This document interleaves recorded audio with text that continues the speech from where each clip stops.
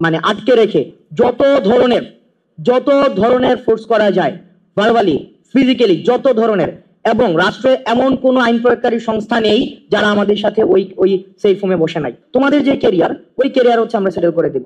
তোমাদের বিদেশে বলো, দেশে বলো, যাই বলো না কেন। এবং ওনারা আমাদেরকে বলছিলেন এই ভদ্রলোকের ক্যারিয়ার অলরেডি সেটেলড। তো 18ই জুলাই এই ঘটনাটা আসলে মানুষের পারসেপশনে এটাই ছিল, বিভিন্ন টিভি হাউসে এটাই প্রচার হয়েছিল যে 3 সমন্বয়ক গিয়ে হচ্ছে 3 মন্ত্রীর সাথে দেখা করে সব দাবি যেহেতু মেনে নেওয়া হয়েছে, আন্দোলন প্রত্যাহার করা হয়েছে এবং শাটডাউন কর্মসূচি প্রত্যাহার করা হয়েছে, এটা ছিল নিউজ। এবার চলেন পিছনের ঘটনা দেখি, যেটা আপনাদেরকে জানানো হয় নাই। ওই ঘটনার পূর্বে যখন আবু সাইদকে যেদিন মেরে ফেলা হয়, ঠিক ওই দিন আমরা সিদ্ধান্ত নেই যে আমরা কোনো ধরনের সংলাপে আমরা যাব না। আমরা সেদিনই বলেছি যে রক্ত মারিয়ে কোনো সংলাপ নয়। সেদিন রাতের বেলা ডিজিএফআই এর একটা টিম আমার বাসায় আসে, সায়েন্স ল্যাবে আসে। সায়েন্স ল্যাবের একদম মোড়ে হচ্ছে আমার বাসা। আর সেখান থেকে আমাদের 2 জনকে উঠিয়ে নিয়ে যায়। অর্থাৎ আমাদেরকে আলাপ আলোচনাটা ছিল এমন যে আমরা যদি তাদেরকে কোঅপারেট না করি তাহলে তখন আমার আপা মানে শি ওয়াজ এক্সপেক্টিং বেবি। তো তখন দেখা যাচ্ছিল কি আমাদের বাসায় একটা হচ্ছে টিম পাঠানো হয়েছে। আর আমার বাসাটা হচ্ছে আমার বাসায় মা একা থাকেন আর বোন ছিল বাসায়। তো আমাদেরকে বলা হচ্ছিল যে অন্তত 1 মিনিট দেখা করতে হবে, অন্তত 1 মিনিট, সেটা হচ্ছে ইন্টারকন্টিনেন্টাল হোটেলে দেখা করতে হবে। কারণ এর আগের দিন আমরা জানি যে আমাদের ক্যাম্পাসে আমাদের যারা শিক্ষার্থী ছিল তাদেরকে নগ্নভাবে পিটিয়েছে ছাত্রলীগ, যুবলীগ। তো আমরা বলেছিলাম যে অসম্ভব, আমরা কোনোভাবেই আপনাদের সাথে কোনো আলোচনায় বসতে পারি না। পরে আমাদের বাসায় এসে হচ্ছে আমি সার্জিস একসাথে ছিলাম, আমাদেরকে উঠিয়ে নিয়ে যাওয়া হয়। এবং এখনো পর্যন্ত আপনারা যারা জার্নালিস্ট আছেন আপনারা খোঁজ নিলে পারেন, সেটা হচ্ছে আমাদেরকে সরাসরি হচ্ছে এই যে যমুনা পদ্মাতে নিয়ে যাওয়া হয়। আমরা পদ্মাতে যাই, সাথে সাথেই 3 জন মন্ত্রী হচ্ছে পদ্মাতে প্রবেশ করেন। তৎকালীন সভামন্ত্রী নফেল, ওই যে আইনমন্ত্রী ছিলেন আনিসুল হক, তারপরে হচ্ছে যে আরাফাত, এই 3 জন সাথে সাথে প্রবেশ করেন।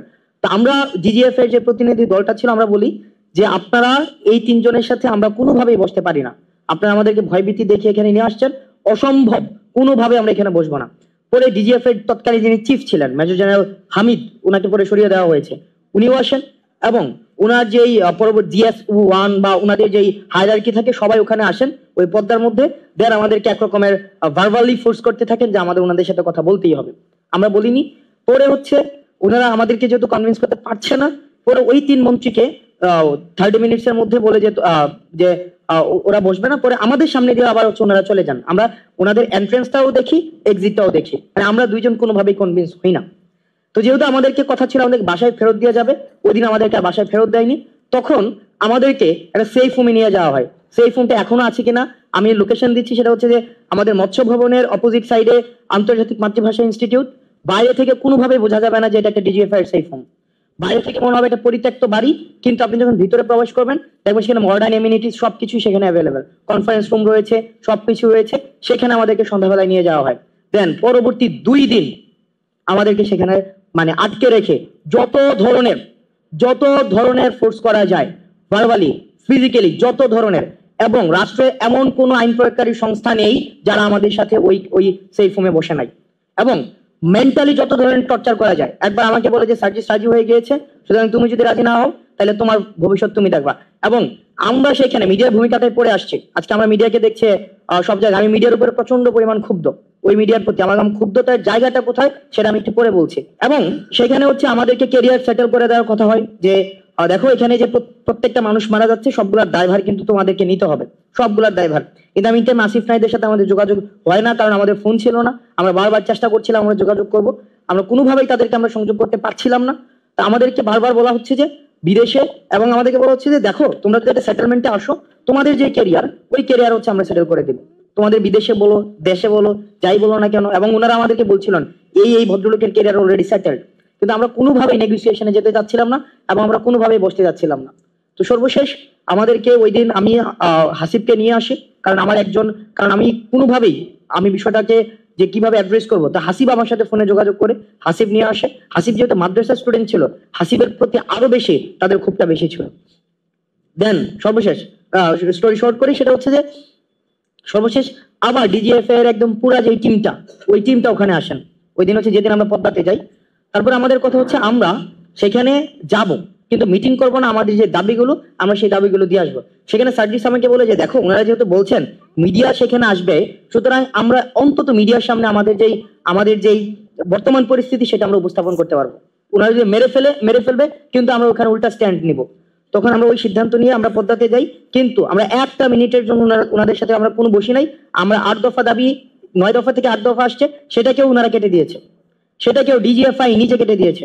এবং আমাদেরকে যখন আমরা আসছি নিচে আসার পর আমরা দেখলাম মিডিয়ার এখানে যারা যারা আছেন, এই ক্যামেরাগুলো লোগো সহ মিডিয়া, তাদেরকে আমরা সেদিন সেখানে দেখেছিলাম। এবং আমরা সেখানে আমাদের সাথে যা হয়েছিল আমরা স্পষ্টভাবে সেই ঘটনাগুলাই বলেছিলাম। দুঃখজনক হলেও সত্য, আবার যখন আমাদের সেই ফোনে নিয়ে আসা হয়, আমরা দেখেছি ডিজিএফআই ফোন দিয়ে সেটাকে ইন্টেনশনালি এই প্রত্যেকটা ভিডিওকে কাট করেছে। এবং আমরা দেখেছি যে না, এই হেডলাইন যাবে না, আপনারা এই হেডলাইন দেন, ভিডিওর এই অংশ যাবে না, আপনারা ওই অংশ দেন। এবং নগ্নভাবে দেখেছি তৎকালীন মিডিয়ারা তারা যে প্রেসক্রিপশন দিয়েছে ওই প্রেসক্রিপশন অনুযায়ী হচ্ছে ভিডিও প্রচার করেছে, ওই প্রেসক্রিপশন অনুযায়ী হচ্ছে বক্তব্য প্রচার করেছে। আমরা স্পষ্টভাবে বলেছিলাম র ভিডিও এখন আমার কাছে আছে, যেটা কোনো সংলাপ নয়, এবং আমরা কোনো শাটডাউন কর্মসূচি প্রত্যাহার করব না। কোনো শহীদের রক্তের সাথে মারিয়ে এসে আমরা কোনো সংলাপ করতে পারি না। কোনো বক্তব্য সেদিন আমাদের প্রচার করা হয় নাই। এখানে সবগুলা মিডিয়া যারা যারা আছেন, সবগুলা মিডিয়া সেদিন পর্দার সামনে ছিলেন।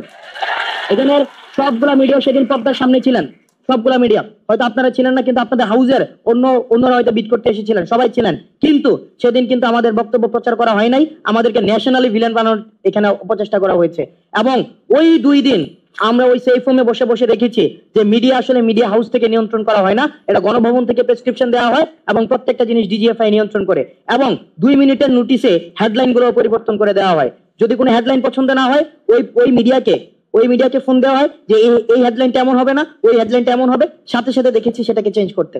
যে আমি আজকে একটু অ্যাড করতে চাই যে এই বাংলাদেশে 24 পরবর্তী বাংলাদেশে মিডিয়ার ভূমিকাটা আমি আসলে কেমন দেখতে চাই।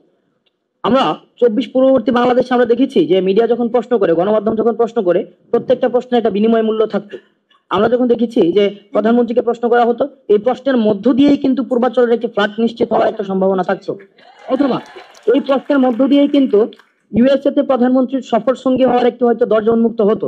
অর্থাৎ এই যে বিনিময় মূল্যের যে জায়গাটি, সেটি কিন্তু গণমাধ্যম কর্মীদের মধ্যে ছিল।